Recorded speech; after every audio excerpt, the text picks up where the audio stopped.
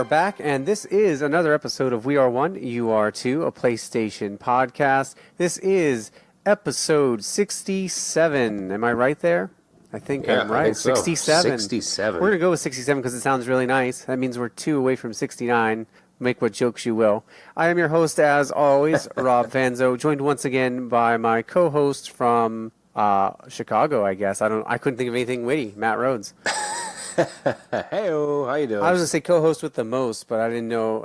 Then I was worried about, for some odd reason, I had like copyright infringement in my head for like Ghostbusters or something.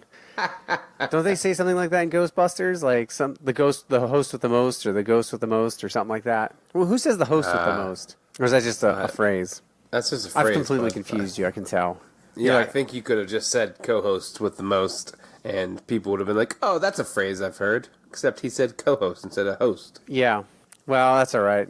I got to butcher something every week, so it might as well be that. There. Get it out of the way in the first 2 minutes of the podcast, and then I don't have to worry about anything else. We'll see. Yeah, well... You say get it out of the way, but we'll see what kind of errors you come up with later. That's all right. We know it can't be as bad as you reading the blog, so... Oh my gosh, yeah, that was rough last week. Yikes. I don't know that it's going to get any better this week. All right. We've got a great show lined up for people today. There's lots of news, Matt, and so I'm going to fly through some of it. I'm going to skip some of it. I'm not going to feel like we need to talk about some of it because some of it's just kind of informational, and some of it, if you want to talk about, we can point out. And then we're going to talk about the Nioh 2 Alpha because that released, and that is going through June 2nd, I believe, if I remember correctly. And so by the time this podcast comes out, if you haven't gotten an alpha code, I'm so sorry you did not. We did. Not because we're special or anything. I think we just got lucky. But by the time this podcast comes out, that should give you almost a week to finish playing it. So if you're listening to this, hopefully you've played it. If you're listening to this and you've never played Nioh 2, go back and play Nioh 1. But we'll talk about that, and we'll, of course, do the drop this week as well. It's ready to be a long episode, so buckle in, because I think we're going to be here a while. Get your favorite pillow. So, before we do anything, let's talk about what we always talk about. And I know that the one easy rule for us to say today is that we've been playing Nioh 2, but let's talk about what else we've been playing this week, Matt. Obviously, Nioh 2 Alpha is going to be our conversation, so let's scratch that one off the list for both of us. Yeah. I have been playing Fortnite and Rocket League. Hey-oh, surprise, surprise. Wow. You know, it's funny. I bought Days Gone, and then I haven't touched it since. So you did go ahead and make the dive? I did. I took the dive, and I bought it. And I bought the digital deluxe because I wanted the music. Okay. Because I thought I really enjoyed the music in it. So Cool. But yeah, no, it's a really good game. So I'll get back to it soon, I'm sure. Yeah, I would love to touch that and get into that at some point. Right now, is that all you've been playing? Yeah, pretty much because, my girlfriend was on vacation, so her and I had to catch up on shows and watch the Game of Thrones finale together, and, so Okay. most of my free time has been doing that, catching up with her with that. Gotcha. Yeah, we went and saw John Wick 3 the other day. Nice. And I loved it, except I got to be honest, I don't know if I'm getting too old or what, but the gunshots, which, I mean, if you've watched any of the John Wick movies, there's tons of those. They were so loud in the theater that I actually almost wanted to put earplugs in to cover my ears. Yeah. And that kind of tainted the experience a little bit for me, but that's neither here nor there. Let's talk about what I've actually been playing. I've been working on the Platinum for God of War. Oh. And I actually almost stopped myself because I thought it was kind of going to get tedious and rough with the Ravens. Yeah. But I'm at like 40 of 51 Ravens, and so it actually seems really easy. I've done 3 Valkyries, and so I've got 4 or 5 left. But I've been working on that, and so I've really enjoyed that. I haven't touched it in the last couple of days because Nioh 2 got me back into Sekiro. Because my muscle memory, and we'll talk about this when we talk about Nioh, my muscle memory was clearly trained on Sekiro, and so I thought, well, since I've still got muscle memory for that, maybe I should go back and keep it and try and work on that platinum. So I'm working on 2 different platinums at once, Sekiro and God of War. And then I fired up a little indie game this week called Darkwood, which promises no jump scares, just a bunch of horror and terror. And I finished... Oh, did we read that last week on the blog? We did. Okay. We did, and I've read a dev interview, and they seem like really cool guys. I gotta say, it has definitely creeped me out. I finished the prologue, and I realized it would be great for like a Let's Play because it's just so disturbing that I was so uncomfortable the whole time playing it. And it's not because literally nothing jumps out at you. There's nothing to scare you. It's the waiting for something to come on screen. Do you know what I mean? Right. That like sets it up because you've got only a limited area with like your flashlight. And so okay. I've been playing that, and then I dipped into my first ever in a long. I shouldn't say first ever. I should say my first in a long time because I really, really wanted to get it, and I know it's not coming to. It's on Switch, which I don't have, but I do have Steam, and so I finally dipped into Katana Zero, or Katana Zero, I guess, and Nice. Really good. I've only played a little bit of it on the laptop. Really good. Really enjoyed it. Can't wait to play more of it, and so I'll get there eventually. So that's really it for me. I guess kind of a small week for me. I feel like I'm always playing like 5 or 6 different games at once. So I guess I did name 5 or 6 there, but nothing other than Darkwood and Katana that's new. Just a lot of platinum hunting, trophy hunting. Cool. Yeah, there's nothing wrong with that. Yeah, exactly. All right, well, let's move into the news because there's a lot of that, shall we? Alrighty, we shall.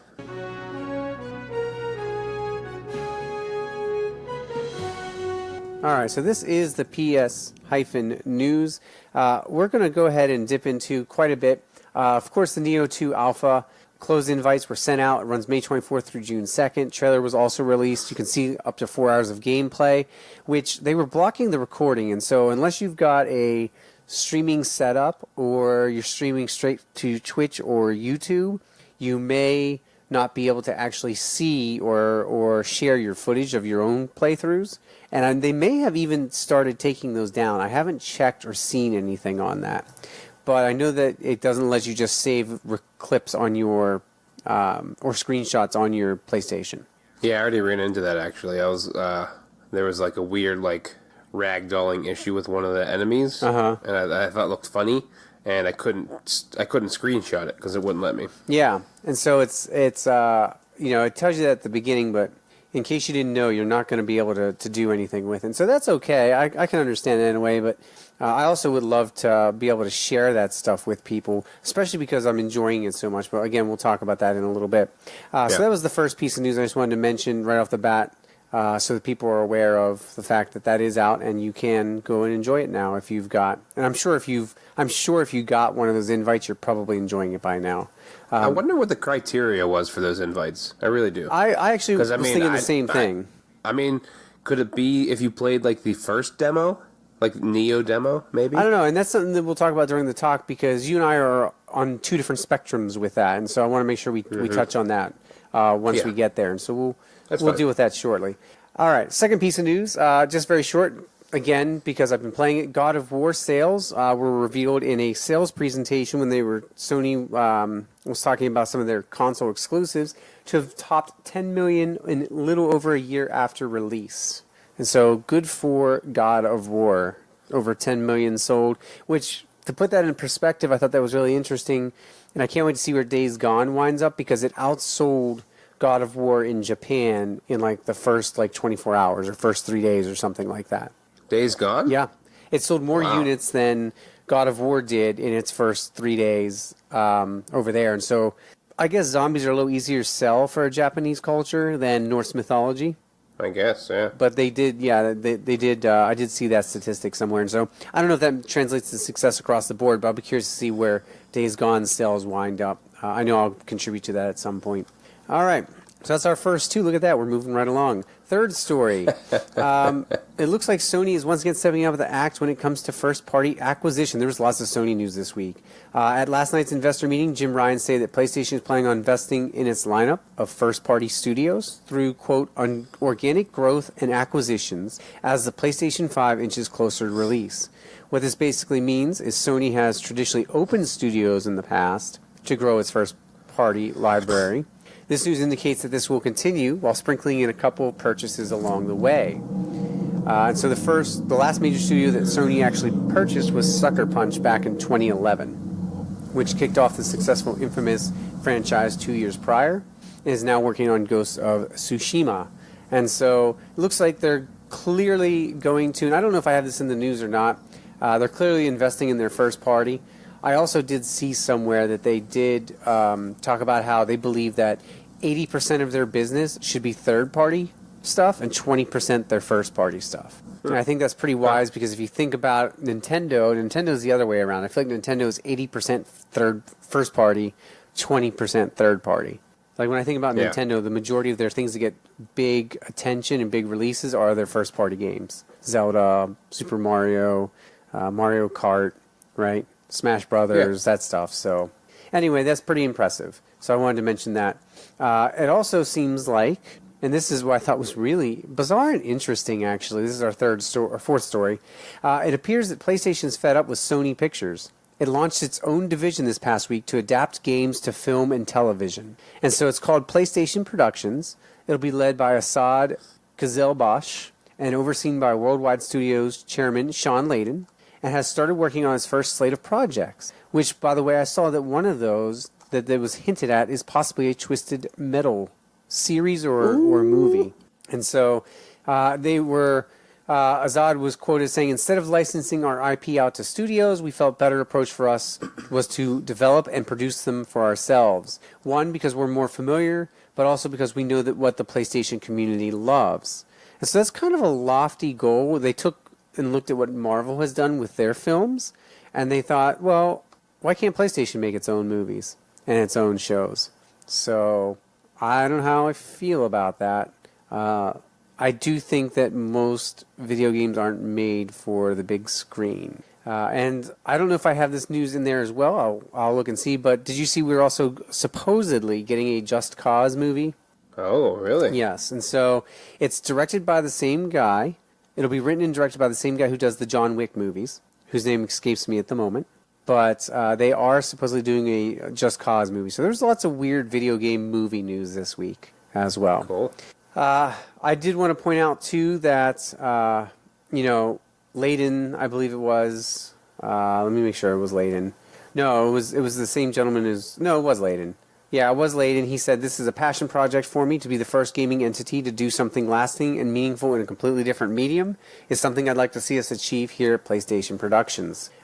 Moving on to the next story. Do you remember Jack Trenton? No. You don't remember Jack Trenton? No. Came out on E3 stage. He was hilarious. Kind of a awesome guy. He was kind of the face at Sony for a few years. Well, anyway. Maybe. If you Google a picture of him, you'd be like, oh, that guy. Go do it right now if you're like Matt and you don't remember. In fact, you should do it while I'm talking. The video game industry veteran was a big player at Sony for years, taking on the role of president and CEO of then called Sony Computer Entertainment of America till 2014. You may recall he helped launch the PlayStation 4 with that fateful E3 2013 press conference. He now set up his own game development investment company, Interactive Gaming, and they asked him, GamesBeat recently interviewed him about his new projects in indie games and asked what he thought about Sony, and he said that they were very well positioned and that, quote, their PS5 specs sounded impressive, and he also felt that they'll have to, quote, deal with exponentially more competition than they did last time around. And so he believes Microsoft will probably give them a better run for their money.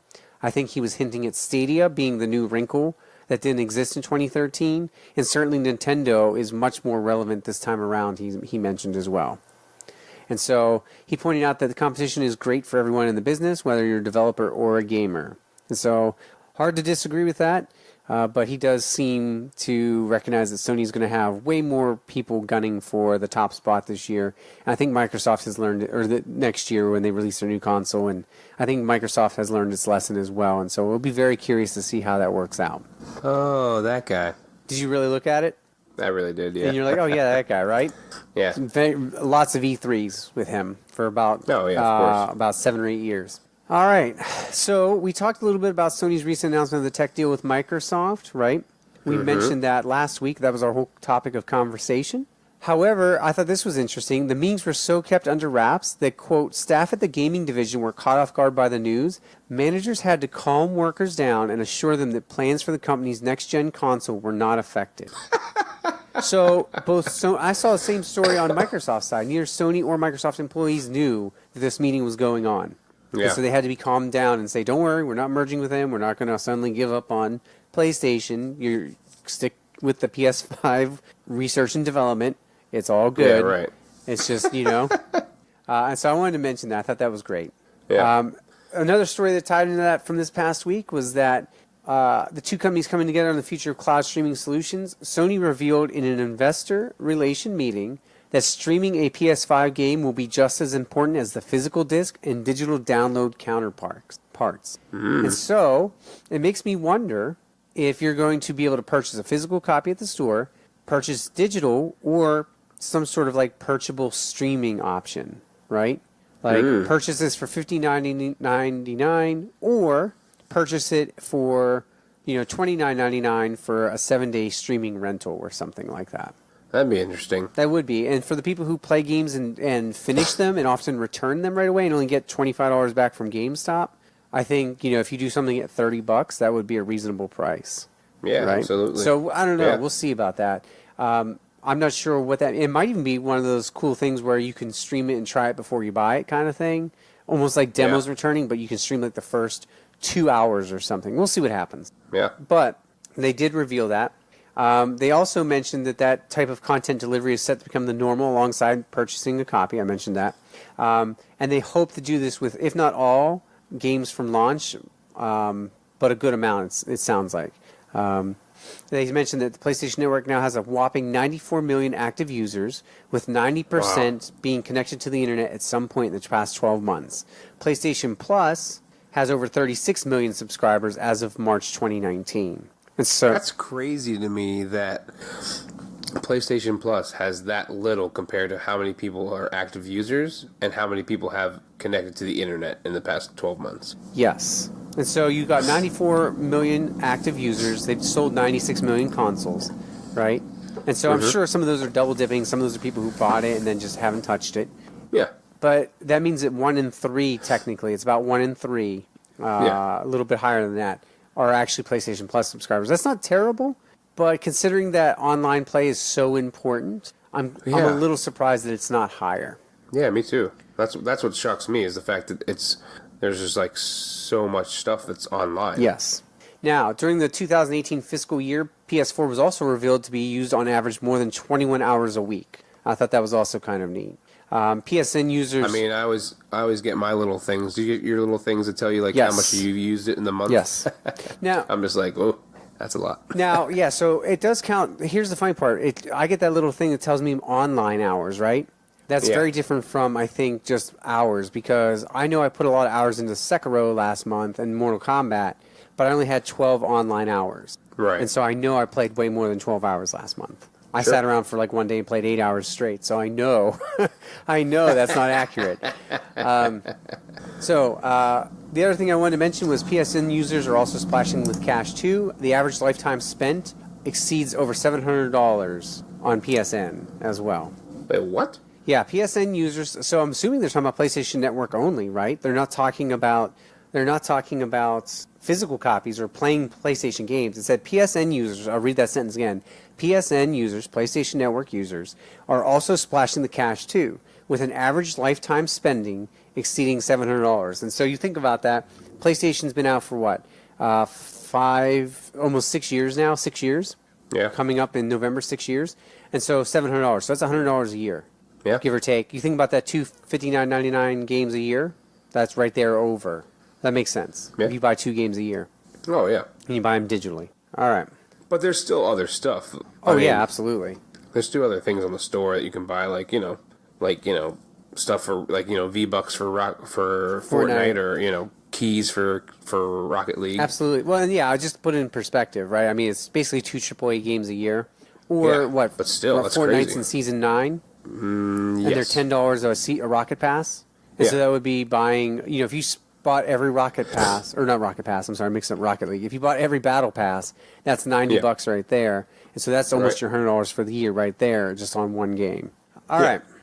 Next news story. Games as a service is, of course, a huge buzz phrase this generation.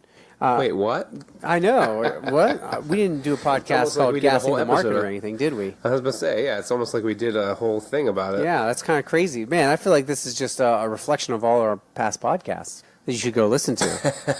That's right. Over on Spotify or iTunes or wherever you get your, podcasts.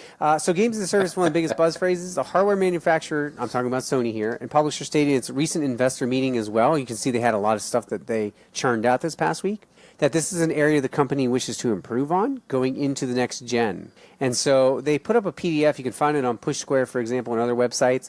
It touches on games as a service, and they want to increase its revenue stream from this area of the market, which, of course, is done by investing time and money there. So MLB The Show 19 is a good example of that. And then the article I read mentioned Predator Hunting Grounds as an experiment for that sort of commitment, since it is PS exclusive. And so they want to just get more into games as a service. Whether or not that's a smart idea, I don't know. In other news, more Sony... Can I just say one thing real quick? Did you look at the PDF? Like a week ago, or whenever. I shouldn't say a week ago. There's this one little slide that says, our brand is our greatest strength. And it lists like the UK, they're number 3, and Germany, they're number 7, and the America, they're number 13. But every time... all 3 of those countries, they are below Lego. Lego is a bigger brand name than PlayStation. I'm not surprised by that. That's crazy to me. I mean, I'm not exactly surprised, but wow, everyone loves those little Lego blocks. Yeah, and a lot of the news I've read so far, that's actually has that same chart I was talking about with the PS4 lifetime units, right? Yeah. That's where a lot of this stuff was presented. And actually, this is where one of the other news stories I'm about to talk about also deals with that as well. And so I'll just continue on. Sony wants existing players to experience a seamless jump from this generation to the next. So I thought this was really cool. We already know PS5 will be backwards compatible with PS4 games, right? Right. And they want to leverage backwards compatibility to transition our community to the next gen. But what I also read, and I lost that news story, so I'll have to come back to it. That was the one news story I mentioned. I will leverage backwards compatibility to transition our community to next gen faster and more seamlessly than ever before. And so they want to make sure you can jump straight into a PS5, right? Yeah, that makes sense. Yeah. And they also announced, and they talked about the processing speed at that conference as well. And we had talked about that last week, right? Yeah.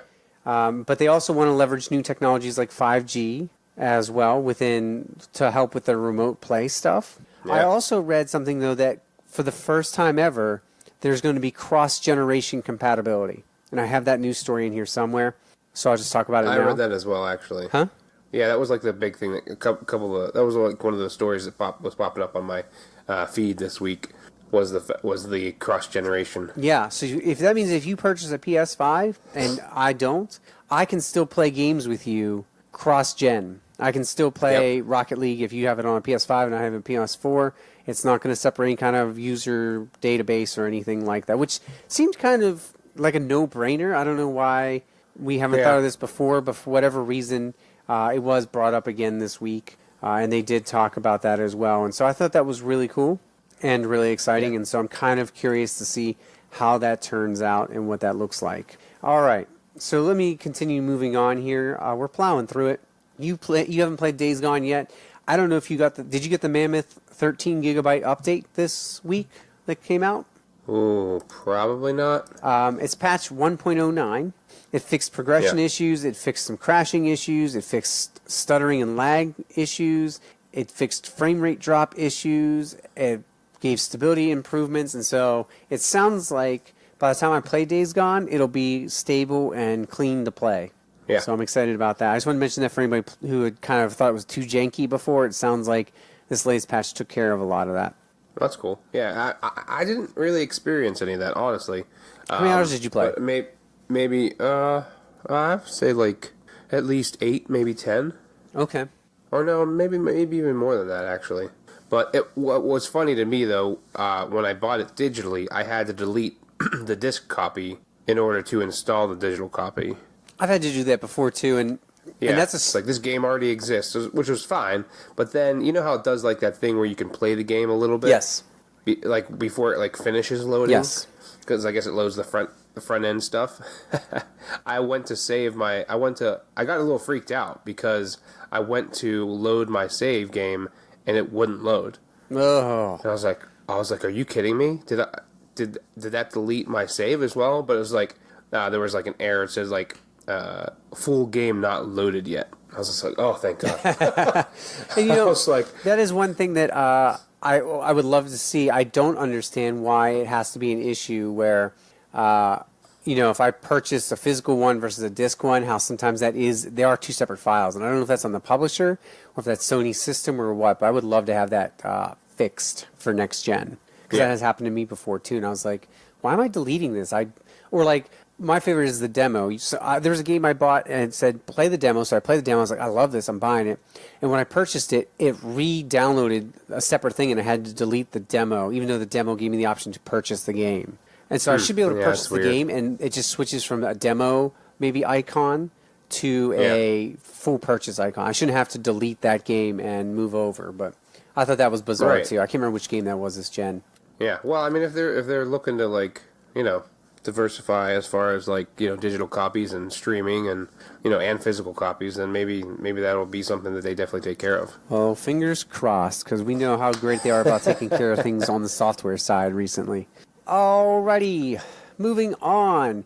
I don't know about you, but I really wanted to play some Division. But, Matt, while it took PC players less than 6 hours to clear the Division 2's raid, Operation Dark Hours, it took several days for one lucky PS4 squad to clear the rank as well. It took 48 hours after it launched. And so people were pretty upset that it took them such a long time to actually get through the raid, and only one squad on PS4 has done it. This was a huge outrage. The console version was basically being criticized this past week for not offering controller accuracy that some of the engagements require. And so apparently, the first major boss of that raid has caused squads. The majority of the problems is taking him down requires shooting specific armor pieces and passing his aggro between players. And it seems like it's apparently incredibly hard. And since I posted that story in there, Supermassive Entertainment has come out and said they are not adjusting, whether people like it or not, they are not adjusting the difficulty. They feel that it is fair. They did say that they patched some stuff, and so maybe that was causing some of the issues people were struggling with, but they felt that they had found the right balance with that, and so they weren't going to patch for that. Interesting. Yeah, I thought that was real interesting, and so we'll see where that goes and what happens with that, but I wanted to mention that as well, because you and I really love the Division, and I do want to get back into it, so absolutely. We will definitely do that at some point. All right. Let's see, I talked about PlayStation Productions already, and Twisted Metal being the first brand converted to television. It sounds like... I also wanted to mention this as well. Speaking of that Sony production area, and I forgot to mention this before, it seems like Sony music artists are going to create original songs for their first-party games. And so if they're if they're on the Sony record label, you could very well hear them in one of their first-party games coming up. Yeah, I thought that was kind of interesting. All right, we're running a little long on the news. I swear we're almost done, though. We can't get through a news week, though. It's been a while, Matt, since we've done this, so we absolutely need to talk about it. It's very important because THQ has purchased another studio. This time they purchased Piranha Bytes and the IPs the developer has worked on. That means they own the rights to games like Gothic, Risen, and the Elix IP. And so they purchased those, and supposedly I think Elix is ripe to get a sequel at some point in the near future as well. And so I wanted to point that out because I believe that's now, I don't know, like 100 studios that THQ Nordic owns. No, I really do think they're up to like 80 studios or something ridiculous. That's crazy. Yeah. They've only released Darksiders 3, which was lukewarm. And so I think what they're actually doing is I think they're going to try and purchase up as many AA studios as they can. Because we've kind of hit this space now where we have AAA games and we have indies. We don't have a whole lot of AA games that are just like mediocre, but I think they're starting to come back. You know what I mean? Games like Darksiders, where it's like not... we still have mediocre games, but... Oh, yeah, we have mediocre games. Games that are like being... not high budget, right? Like your Red Deads and God of Wars. Right. Stuff like Darksiders or like that Plague Tale, Innocence that we read. I would count that as more as a AA game, right? Because it doesn't seem like it has AAA written all over it. It's not from a huge production standpoint, but it's certainly not indie. It's not me sitting there playing Oxenfree, right? Like you would on your phone. Okay. What else do we... Oh, by the way, that writer of John Wick, his name is Derek Kolstad. He's the one that's doing the Just Cause movie. I just wanted to mention that. Okay. So, believe it or not, Matt, there's only two other pieces of news that came out today that I wanted to mention because we were recording on a Saturday night. One is that Travis Strikes Again, No More Heroes, breaks Nintendo Switch exclusivity, and it's going to release on the PS4. Suda51 Studios announced that Travis Strikes Again, No More Heroes is coming to PS4. They didn't announce a date yet. I'm kind of excited about that because I wanted to play that, and I don't own a Switch. Destroy All Humans. Did you ever play that game? Yes, I think so. Supposedly, it's going to be at E3 with a new, potential new game to be shown off. And so I wanted to mention that as well. That's the other piece of news I had. And last but not least, DayZ is coming to PS4 next week, over 4 years after the original announcement. Wow. So it will be coming with no fanfare, no original, no build-up, nothing. It was announced during Sony's Gamescom 2014 keynote, popped up out of nowhere this week with a release date of the 29th of May. So I'm glad they finally got that there because no one wants to play it now. Yeah. So congratulations to them on finally getting there. And that, my friends, is going to wrap up the news. We did it. No, we survived it No, all. we didn't. I apologize if it felt like a whirlwind, but damn it, there was a lot. And I needed to get through it. So that's right, you did. I'm tired. Well, I mean, we started about 10 minutes into this podcast with the news, and it is now 34 minutes in. So not that I'm keeping That's count. a lot of news. That's a lot of news, right? That is a lot of news. So thanks for hanging in with us. Let's get into our talk now, shall we? Ooh.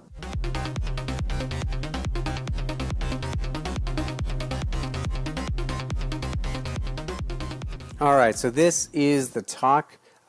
Matt, I'm super excited. I squealed like a little pig, like a little girl the other day. Because I even told my wife, she's like, I don't care. I showed her. I was like, I got an invite. Because guess what?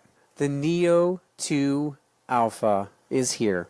And I wanted to specify that we're not going to spoil anything. I don't think there is anything really to spoil. And if you haven't gotten, an invite to it, I apologize. I'm sorry to hear that. If you did get one, I hope you're listening and enjoying this. If you have no interest in Nioh whatsoever, just hear us out because you may change your mind on it.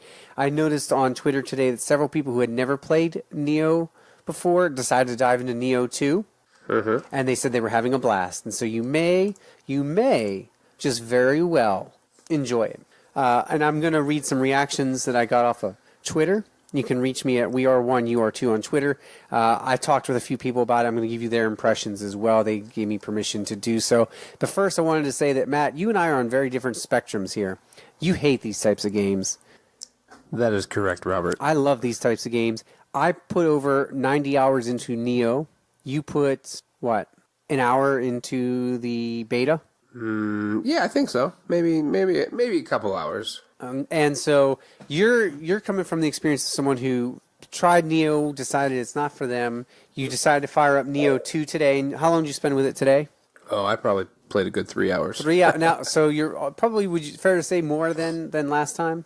Yeah, I would say that I've definitely I've played more than I did play the first one. So I would say I would like to hear kind of your impressions as somebody who's not into these types of games, who didn't play the first one. I'd like to hear your thoughts on the second one. What do you think so far of this alpha? So I was a little confused about things. I mean, a little bit somewhat. I mean, maybe it's just my memory of not remembering exactly how the game goes. There's this weird devil character that you can become. That's new. That's new? Okay. Yeah. I'll talk about that in a minute. Okay. All right. So, I mean, I don't know. I was getting really, really pissed off for the first half hour.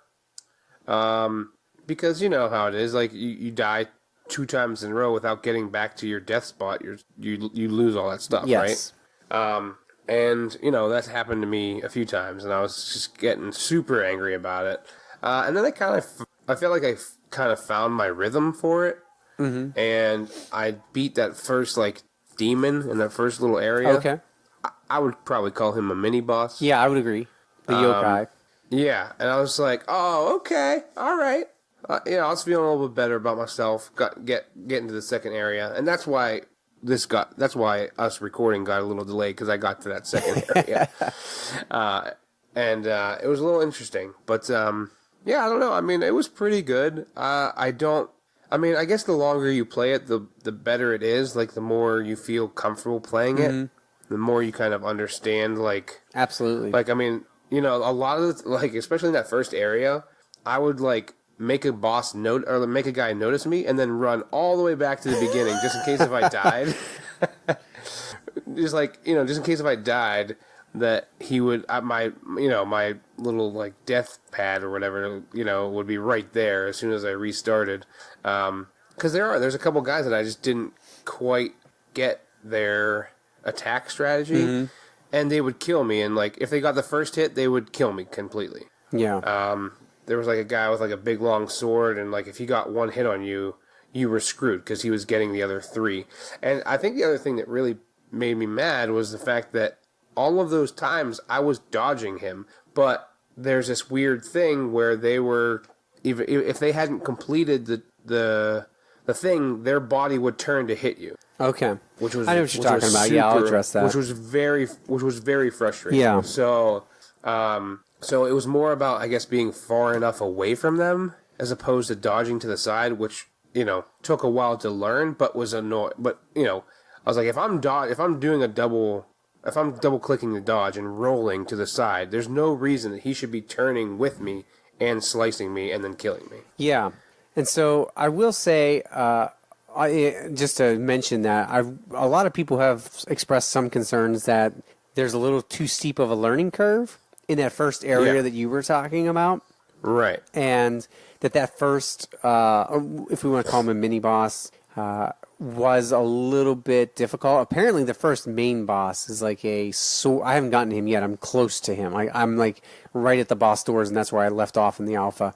Apparently, he is a real hit sponge, and so people have really been griping about that from the Reddit things I've read and some of the information I've looked at and things like that as well. But yeah, there is a little bit, and I don't know if you remember when we played the first Nioh beta for the first game, there was a huge learning curve, and it was extremely difficult, and they actually toned it down, I think, a little bit, because I remember playing hours and hours of that demo, and then when I got the actual game, I was like, this is way easier than I remember, and I know I didn't get that much better. Yeah, well, I think, did they even do it for the beta itself? They may have between the alpha and the beta. Now that you mention that, I swear that I remember you saying something about, like, there being a huge learning curve, because I played it for a couple hours, and I was like, screw this, I'm done, this is, like, dumb, and then you, like... Yeah, maybe it was when it came out. You're like, oh, this game is so much easier than it was for the beta. I was like, yeah, well, I'm not going to spend my money on it now. Yeah, and that really was. And so people said this one felt the same way. I haven't noticed that yet, but I haven't gotten to the boss. Yeah. And the bosses are really kind of, I think, indicative of that. I will say that enemy that you encountered is new for this game. And a lot of people said that he is kind of a struggle because his attacks are actually very far-reaching. Yeah, and very damaging. And unlike, I'll be honest with you, unlike any of the other enemies from the first game that I can remember. And so I died to him immediately. I hadn't died up to that point, and I died to him, and I was like, wow, that was difficult. Like that. Yeah. How many times did it take you to get him down? After that first one, I was fine. Okay. But I mean, I play these games a lot, so of course. I think quickly. It took me like maybe definitely wasn't the second try. Maybe the third or fourth. I like turned into the beast mode. I turned my beast mode on like almost right away, or like I made him miss. I did my kind of like quick couple moves, and then I went into beast mode right away, and then I just damaged, and then I just kept backing away as much as I could, and like biting down on my health or whatever, and to get my health back up and making sure I didn't like lose because he had like such a little sliver left. Okay. And then he kind of like turned into this like there was like a second level to him where he kind of like got like darker or whatever. Oh, okay. Which was kind of interesting. Yeah, and so let me address that because for people who don't know, in the first one you had living weapon. And so I'm going to talk a little bit about my impressions, I guess. Unless there's anything else you want to say. No, that's pretty much it. I mean, when I finally beat him, I was like, yeah, I was like super excited. Honestly, I thought that was going to be it. Oh, really? Oh, no, apparently there's 3 levels. Yikes. And I'll tell you what, I've spent about 3 or 4 hours on it, and I'm still in the first level. I'm right at the boss, like I said. So I can only imagine, I bet you could get like 8 hours or so, 9 hours, which is so funny because that's bigger than some games, the whole game. And this is like the alpha test, right? Yeah. And so I know people. But that's kind of how the game is, though. I mean, how you have to grind. You have to keep going. And then the other thing, I will say one last thing that annoyed me was the fact that every time you prayed, it would respawn the enemies. Well, that's which pretty I didn't normal. realize. Yeah, I guess looking back at like Bloodborne, which is like the last like game like that I played, I guess that makes sense. Yes. But in Bloodborne, it made more sense to me because you were going to a separate area. Oh, like a dream. Yeah. I mean, that's the way it is in all the Souls games, right? You go to the bonfire, or in Sekiro, when you touch a lamp, all the enemies respawn. Right. And usually there's some sort of lore to explain that. And I don't actually know what it is with Nioh, and I apologize about that for the hardcore Nioh that are listening. If somebody wants to write and tell me, I'd actually love to just know that for general. I don't know if there's lore that I missed in the first game that I don't remember why that shrine does that. Anyway, so let me talk about this a little bit in my expression. Now, I wanted to point out the one thing you were talking about. In the first one, there was something called Living Weapon. And so when you pressed triangle and O, you got your character became a certain aura color, like glowing around him. His sword became a certain color. And you could do attacks. And there was like that meter at the top, and it would allow you to destroy your enemy and basically go almost untouched. But then if they hit you, it reduced that meter and everything like that. And so that was the mechanic of the first one. They got rid of that in this one. It's not Living Weapon. Now you become a yokai. You become like a demon. That's what you were talking about. And you can actually, I don't know if you noticed, did you go into the character customization at all? Did you look at it? You mean like as far as like the person? Like the actual... Yeah, like the different options that they gave you. Yeah. I don't know if you noticed, but of course there's the hair, the face, the lips, and it's all locked right behind this demo. You can't adjust any of it. But it's going to be clearly deep customization, which in the first one when you just played William, you didn't have any choice in customization. It was just a straight, white dude who got lost in Ninja Land. I know I'm really simplifying that. Please don't kill me if you're a hardcore Nioh fan. I know the actual story. I just throwing it out there for the layman. But this one has a deep character customization, which I really like. It sounds like you're going to probably have a more generic story, kind of like a Souls thing where the lore's in the world and there are cutscenes, but it's based on your character and they're kind of maybe a silent protagonist. That's just my guess. Anyway, I don't know if you noticed, but you can actually customize that demon that you become. There's customization options in there. Oh. So not only can you customize your character, but you can actually customize the demon, which I thought was kind of a cool, concept. I mean, there was no options to see what it looked like, but you could do that. I noticed that. I know that you could, through playing it, you could like change your demon. Yes, basically. you could change that too. So I imagine that not only can you change spirit animal, basically. Yeah, not only can you change it with different abilities in game, but it seems like each one of those you'll be able to customize what it looks like when you become it, which is kind of neat. Cool. Yeah. All right. So the yokai skills are really cool. You'll become a yokai demon, and there's different ones. So it replaces the living weapons. There's different types, and I have like 3 or 4 at this point. I think I have 3 right now. I don't know if you also got though. Did you pick up like the little? I don't think you got to the second area. There's also something called yokai shift, if I remember, or maybe yokai shift is that. I'm sorry. There's yokai shift, and then there's yokai skills. I tried writing this all down, so I'm a little fuzzy on some of it right now. I was trying to take this all in yesterday. The skills are on the the soul or something like that, like a soul core or something like that. Yes, right? yes, thank you. Yeah, and so yokai shift is your enemy that you transform into your yokai. Yokai skills are you hold R2 and you press either square or triangle, and those I gather there's different levels that you'll constantly gather from defeated enemies. And get upgraded versions of. And so they are, you can build those up, and they give you a way to do small bursts of damage, basically, right? You can do, like, small bits of damage. It's kind of like, I don't know, it's like a temporary buff, I guess, is the best way to describe it. And so I thought that was really cool. And so you get an opportunity to do that, and that's new mechanic. The skill tree, I don't know if you went into the skill tree at all, completely revamped menu. I mean, I looked at it, and I was like, nope. Not even going to address this. Yeah, I think that's one of my criticisms. In the first one, you went into the game menu, and it was like a drop down, and it was almost like a branching paths thing that went across the screen. They have replaced that now with circles that branch out in like the giant spiral, right? Like the giant circle. And those make my eyes hurt. I cannot do those. Those frustrate me. Salt and Sanctuary has that, and it just it makes my head hurt because I don't know which way to go. And so they've really... Now, here's the thing I've noticed. The skills are pretty much, from what I could tell, most of them, not all of them, there's a lot of very similar ones from Nioh 1. And so you don't have to worry about learning new skill sets. There are some cool new ones that were in there. One of them that stuck out to me that I don't remember from the first Nioh is you can actually, if you have a spear, you can pole vault above your enemy and come down on them as like a finishing move on a combo. Oh, cool. And so, you actually like launch into the air with your spear, you pole vault, and then you come down on top of them, if I remember correctly. So there are different damaging, opportunities and different moves on every tree. It looks like there's some passives as well. Yeah. So there's literally tons of stuff. I can't even begin to talk about how many different options there are for the weapons like that. Yeah, that was kind of crazy. Yeah. How much weapons and how much like equipment and like shield stuff you could like yes. Different outfits now, and stuff. I did also notice, so speaking of that stuff, and you're new to that, they're the same amount of loot and same amount of like upgrading your armor through enemies dropping in and stuff like that, that's all still there. It's all the same. And in fact, I noticed that most of the weapons are the same. They've added like 2 new weapons. One, when we defeated that mini boss, did you notice the sword you got?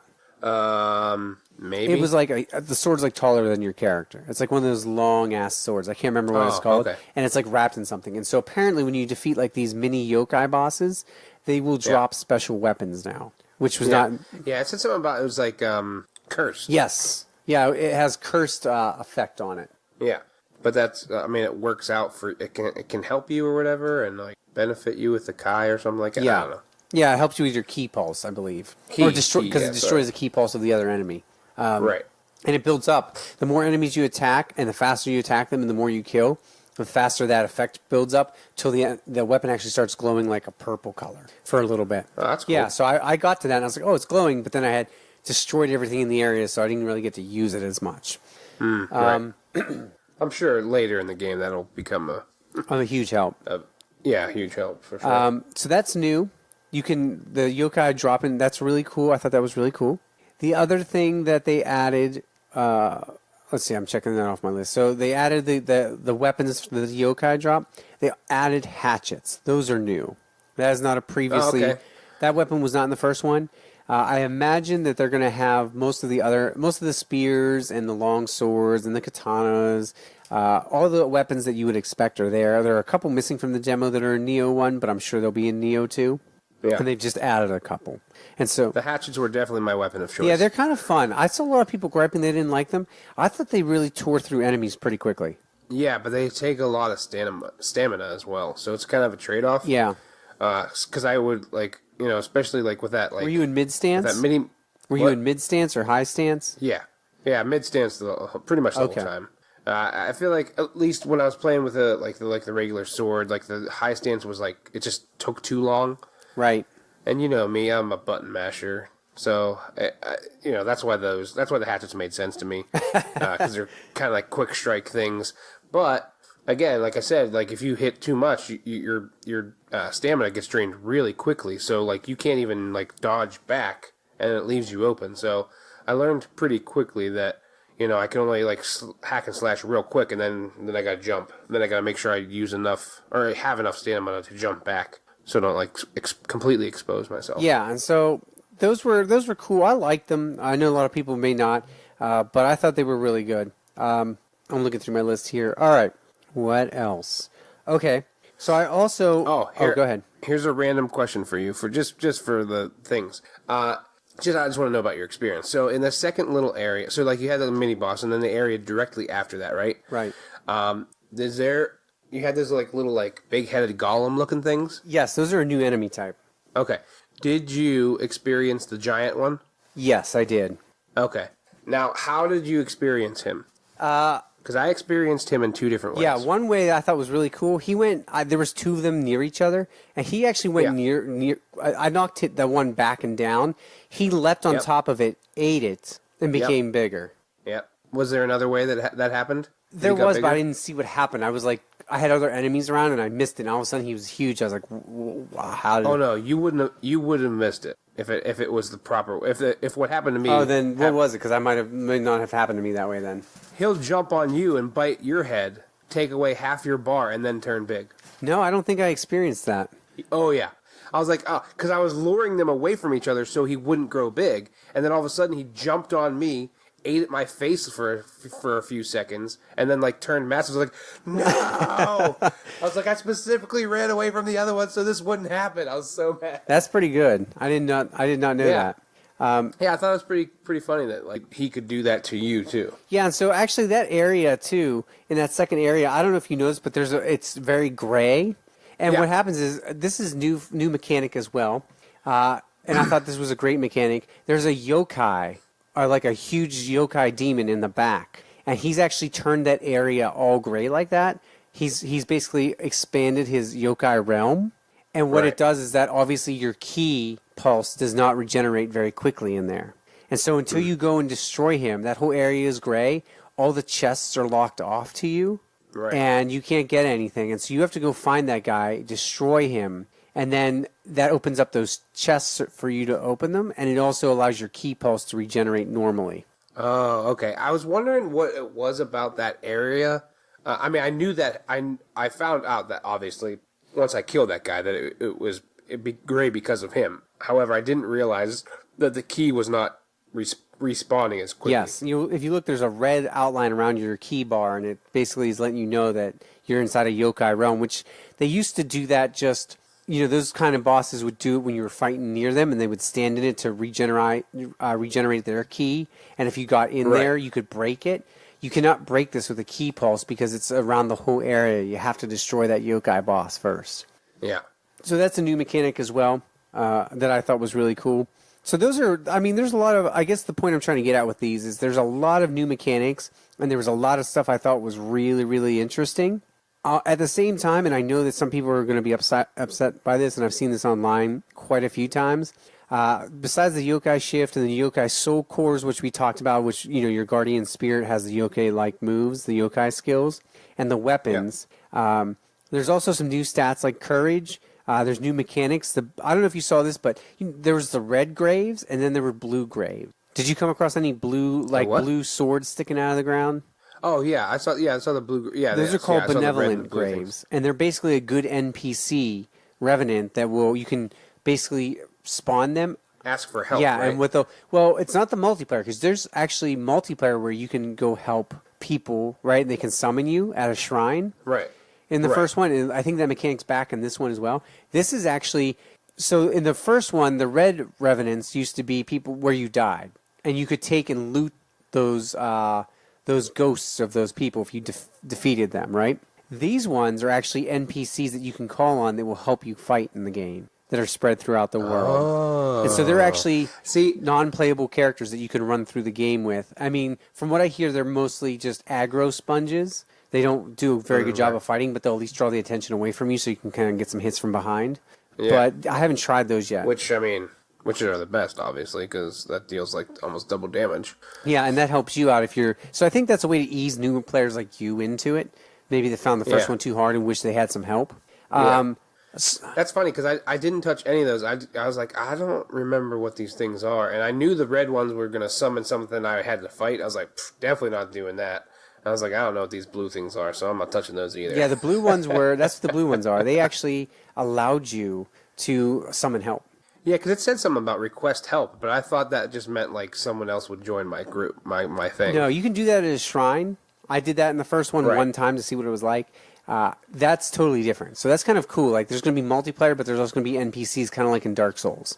Yeah, we should try it to see if I can summon you, or is it just random? No, I think. Well, I don't. I think in the first one you could do it with like a setup password type thing. I'd have to check and see. I'm not sure in this alpha how well that will work, so we could try it and see. I'd be very curious to see that. Sorry, I was mentioning a few new things, and then I want to talk about my overall impressions. So that's a new mechanic. Skill trees have been a little bit different. There's new Kodama blessings. There's a new stat called courage as well. I haven't messed around with it, but I know it's a new stat. And then the last thing I wanted to mention I thought was the coolest was they used to have to find those little green Kodamas to help with your elixirs and help with your shrine growth. I don't know if you came across these, but there's now little purple ones. Yeah, and I did. I didn't understand what they were or what I was supposed to do, but I think the first one I came across I killed, or like Ooh. he like disappeared or something. Okay. But then the second one I came across, it's like because it tells you Wants he wants something. So I don't know, I had like a dung thing of dung, Yeah. like poop. I was like, I'm just gonna drop some poop, and he gave me something like fancy after that. Yeah. He ate it, and then he gave me something fancy. I dropped a spirit stone, and he spit back out 5 spirit stones for me. Oh, dang. And I was like, all Nice. right, I'll take this. And then the second time, I dropped an item. I can't remember exactly what it was. I want to say, because I thought, well, I'll experiment. Instead of dropping another spirit stone, let me see what this guy dropped. I dropped it. Lightning came from the sky, killed me in one hit, and it says, you have made the Kodama angry. And I died. He killed me. So I was like, I guess he rejected my offering. So you can be killed by those little purple things if they don't like your offering. So I wonder if there's going to be like a list Choose of wisely. items. Yeah, I'm sure that'll come out eventually. All right. Did you real quick? Did you come across a cat? I did, and those cats give you temporary buffs. I noticed if you pet them. I didn't know. Yeah, I pet them, and he like followed me around, and then I was like hitting an enemy, and I thought I either killed him or the enemy killed the cat. I was just like, crap. No, they're limited time. They stick with you a limited amount of time, and the buff I think varies because one time he buffed one of not my vitality bar. I think he buffed my yokai skills bar, and then the other time I couldn't tell what the buff was. Right off the bat, and so, but yeah, they provide temporary buffs. So there's another new mechanic that's introduced as well as those little cats that you can pet that are hidden throughout the world. And so, my point being, there's no shortage of new things, and where this is leading me all to is I know a lot of people were very upset with the way that this feels like Nioh 1.5. But I think they've implemented enough change. I think they've implemented enough new mechanics and new systems. I don't feel like I need something revolutionary. If you look at Dark Souls is not exactly revolutionary, right? Dark Souls 1, 2, and 3, they improved on certain things. They changed up the enemy types. And I think that's where people's complaints are coming from as well. There's a lot of very similar enemies. Excuse me. There's a lot of very similar enemies to what there was in the first one. Not all of them, but I've seen several of them in there already. There's also several new enemies too. And so it's more Nioh. I'll put it that way. If you liked the first one, it's more Nioh. If you didn't like the first one like Matt didn't, I think there's a better chance for you to get hooked on this one. I think there's more help with the NPCs. I think there's more opportunity with weapons. I think there's more opportunity with systems because you clearly played this one and you at least felt better about this one than you did the first one, yes? Yeah, I mean, definitely. I definitely felt better about this. And so if you loved Nioh, I'm going to tell you right now you're going to love it more. If you were okay with Nioh, you might enjoy this one. If you didn't like Nioh, I'd say give it a shot if you get a chance to get another demo opportunity, or if you have an alpha key you're sitting on that you haven't given away, go and give it a shot because you might actually like it a little bit more this time around. I just have a funny feeling about that. I think this one's going to be more accessible. This is going to be what God of War was for me. I had never cared for the God of War series before. The new one pulled me in to the point where I thought about playing the old ones, right? Or Bloodborne is what got me into Soulsborne games because I was not a Dark Souls guy. I played the first one. I didn't really care for it. All of a sudden, Bloodborne came out. I got hooked because of the setting. I got hooked because of the adrenaline rush. And I was going to ask you, did you feel an adrenaline rush when you beat that guy? I mean, maybe a little bit. I mean, I was like excited that I beat him. Yeah. Sure. And so, that's what Bloodborne did for me. And then I went back to Dark Souls 3. Then I went back to Dark Souls 1. And then, obviously, Sekiro is probably my game of the year so far, other than maybe Devil May Cry competing for it. And Nioh 2, I played Nioh, and so Nioh 2 is all in that same category, right? That's why I'm going to pick up the Surge, I think, at some point, because it was free on PS Plus, and dive into that because it's very Souls-like. Anyway. Yeah. So I just wanted to mention that. I think it is Nioh 2. It's not Nioh 1.5 for me. I'm not disappointed. I'm very happy with it. I'm going to finish playing the rest of the alpha, but I don't need to play the rest of it to know that it's a day one purchase for me, and that it's exactly what I wanted. It's more Nioh, but it's more Nioh in a better way. They've improved on everything. I don't need to relearn everything. I already had to relearn it because I haven't played it in so long. And so I really like it. So hopefully we covered some of the new systems, some of the stuff that's old. I just wanted to turn to Twitter real quick, Matt, and just share some of the people's thoughts that I had come across today. Sure. And so I'm going to read off some Twitter handles. Feel free to follow them. The first one is GameDad-7. That's VII. GameDad-VII or 7 right after Final Fantasy 7. He told me he did not play the first one. He only played the alpha briefly, but loved it. Quick hits. The menus are sleek. Character creator is going to be awesome. Loot system is great, and love that there's a skill system in place along with level up mechanics. And so that's coming from somebody who's like you who didn't play the first one. Loved it. Yeah. I also talked to New Mecha Gaming, and that's exactly who you can follow on Twitter at New Mecha Gaming. I asked them they said the demo was fun, and they said, in the honest opinion, it's about the same Nioh, and that's what they loved about it. They like the new abilities, the new transformation, even the skill system changed, the way you can customize your character, but they're very interested in the next demo, and they're excited about it as well. And then Erica, Eric Utz for the win on Twitter, also told me that they remember when Nioh, quote, ruined Dark Souls 3 and made it feel slow. Now Sekiro ruined Nioh. I struggled, but I think any game I struggle with right now, I got rusty being away from all of this.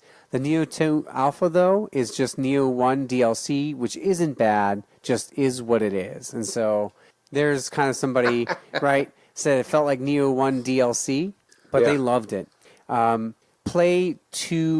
Play to Win also told me on Twitter that his thoughts were that he enjoyed the game a lot so far, probably the same way that we felt. The simplified ability charts for each weapon is great. It used to confuse me in the first Nioh, and I think that's really funny because I just told you how that made my head spin. But Right. he loves the weapon charts and those circles. Me, that feels overwhelming and nauseating. I like the first one better, but I also spent 90 hours with the first one, so maybe this is just it's not bad, it's just new kind of thing. Does that make sense? Yeah. So anyway, I just wanted to share that. Those were some of the reactions I got on Twitter. And again, if you want to give me your Nioh 2 reaction, I'd love to hear them. If you want to talk about anything gaming related, you can find me at WeAre1UR2 on Twitter. You can find us at WeAre1UR2_gaming on Instagram as well. I'll be Instagramming some of my screenshots I've been able to pull as well. So anything else we want to say about Nioh? No, I think that's it. Yeah, I didn't mean to be so long-winded about it. I think... Yes, you did. I know, I did mean to. I knew this was going to be a long episode for that reason. I just really enjoyed it, and I think it's worth everybody checking out if you got a code. I know there were so many people on Reddit that were posting memes. They were so upset they didn't get one. And I thought it was so funny that you got one, Matt, because you haven't touched it since then. Yeah. And you've got this hardcore Reddit. I thought it was funny, too. I opened my thing. I was like, really?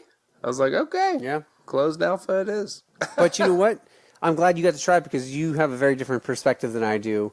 And so it's good to hear that you actually thought it was a better opportunity to play than the first one. Yeah. And I'm sure they had this in the first one, but I liked the bow and arrow. Yes, they did. And I abused the crap out of that. Yeah, I was definitely, I was mad in the first area because I ran out of them pretty quickly because I just kept using them, but then I also kept dying. So, but yeah, those were pretty awesome. Yeah, I really enjoyed those as well. I was looking for my charger plug. I have to figure that out. Anyway, you can't see me. Matt can, though. But anyway, the bow and arrow are really useful especially for the archers, because the archers are ridiculous in this game. They've always had that ridiculous issue where they track you no matter where you're at. They're like bloodhounds. Yeah.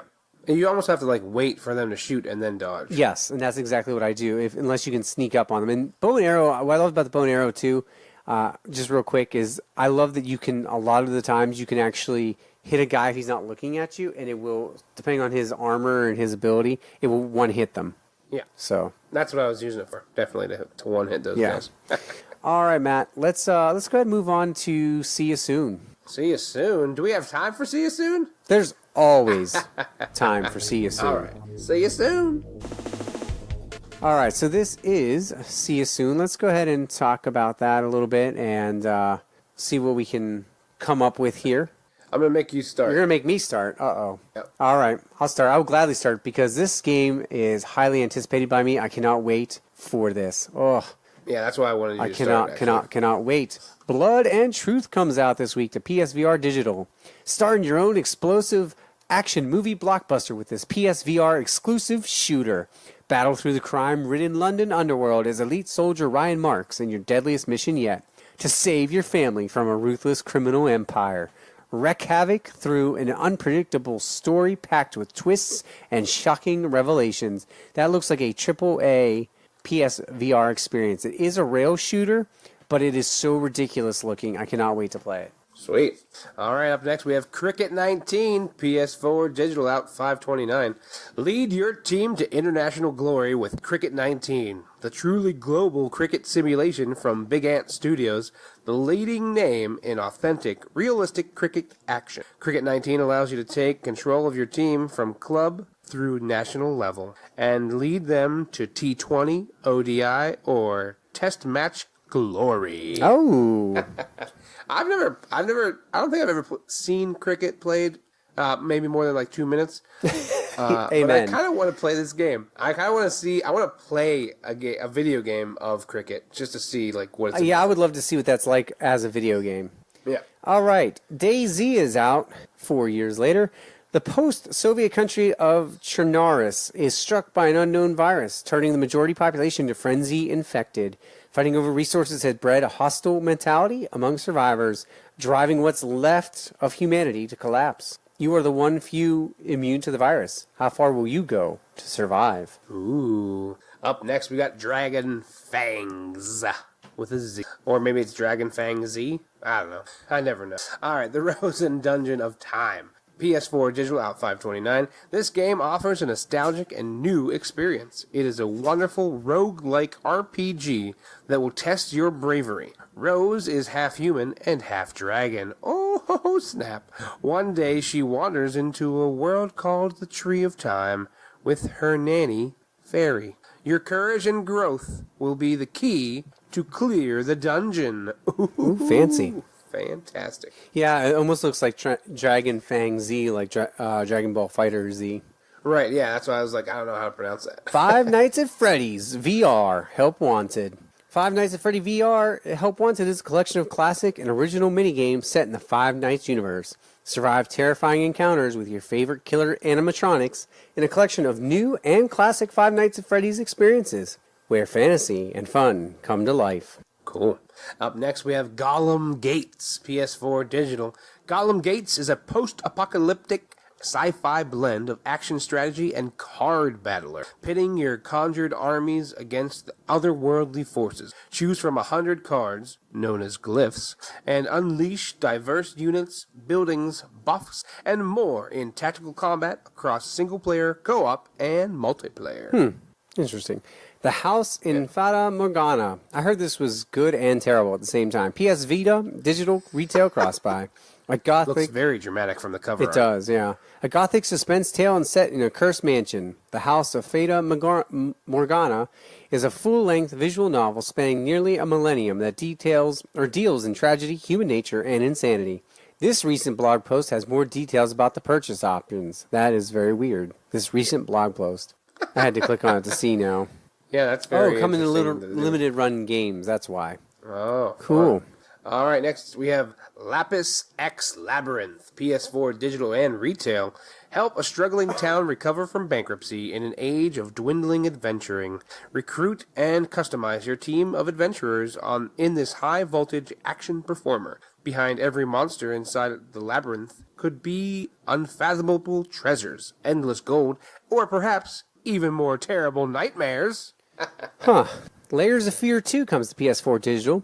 Layers of Fear 2 is a first-person, psychological horror game with an emphasis on exploration and story. Players control a Hollywood actor who heeds the call of an enigmatic director, to take on the lead role in a film shot aboard an ocean liner. Beware, for all may not be truly what it seems. I heard the first one was good, so I'd be curious about this one. Cool, yeah. All right, next we got Super Kane Magic Zero, PS4 digital out 530. Cake the Wizard is dead, and his magic dog is out of control. Can you save the world? Can you save the dog? Gear up, eat rocks, throw banana boomerangs, and fight a giant potato.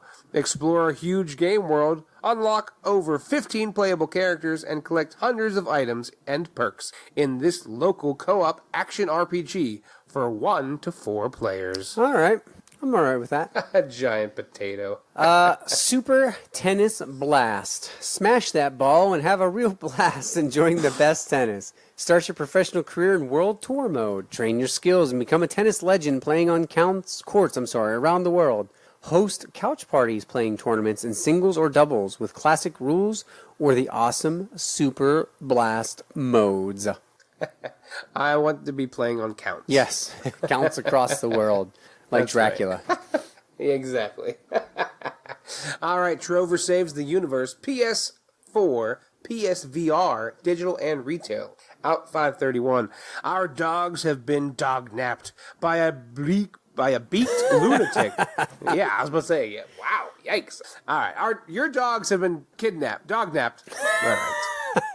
Take 3. Your dogs have been dog-napped by a beaked lunatic who stuffed them into his eye holes and is using their life essence to destroy the universe. You're partnered with Trover, a little purple eye hole monster who isn't a huge fan of working or being put in the position of having to save the universe. Oh my, those poor eye hole monsters. Yep. Oh goodness, that was too good. All right. Right? Where are we at? All right. Unruly Heroes, PS4 Digital. Take control of 4 unlikely heroes that battle a diverse lineup of enemies and show off your kung fu skills in this action-packed adventure. Seamlessly swap between heroes and journey west across stunning, different environments in order to hunt for the scattered remnants of the sacred scroll. Ooh. All right. And finally, we come to Warlock's Tower, PS4 Digital, or PS4 Vita, digital cross-buy. Ooh, I know you like those cross-buys. I do. Warlock's Tower is a retro puzzler with elegantly designed levels around one simple rule. 1 move equals 1 life lost. Playing as Mailman Tim, brave the tower's maddening puzzles to reach the top and deliver a peace offering to the Warlock. Very nice. Interesting. 1 move equals 1 life lost. Yeah. Huh. Well, that wraps it up for that. It does, yeah. Let's see you soon. Yeah, that was a see you soon. My pick this week would have to be, without a doubt, Blood and Truth. You'd be dumb if you don't have if you have PSVR and you don't do that. You'd be just absolutely dumb. I'm going to tell you now you're dumb. Yeah, for me, I think it's DayZ. No, I'm just kidding. I don't know. That Trover versus the Universe, or Saves the Universe, sounds pretty silly. Yeah, that would be my second pick as well. It's supposed to be really ridiculous, but good. So... Alrighty. All right, well, let's see you soon, and that wraps it up for us, too. I really can't think of anything else we wanted to say. Oh, we said a lot, so I'm sure, even if we can't remember, it's probably best. It's probably... I don't think anyone's going to argue with that that listens to this episode. They're going to be like, thank the Lord, they are done. Shut your pie holes already and get out of here. All right, kids. Well, until next time, thanks for stopping by. Remember, you can like us on iTunes, you can rate us on iTunes, you can find us on Spotify, you can find us pretty much any podcasting service, and you should share and like us. And if you really like us, just like Relentless Rex does, and if you may remember, we interviewed him and his creator, Kevin Wins, a long time ago. You can join us like they did over on Patreon, where you can donate just $1 a month, help us out towards our goal. And we'd be happy to take that and expand this podcast as much as possible. So thanks for joining us. And until next time, game on. Game on.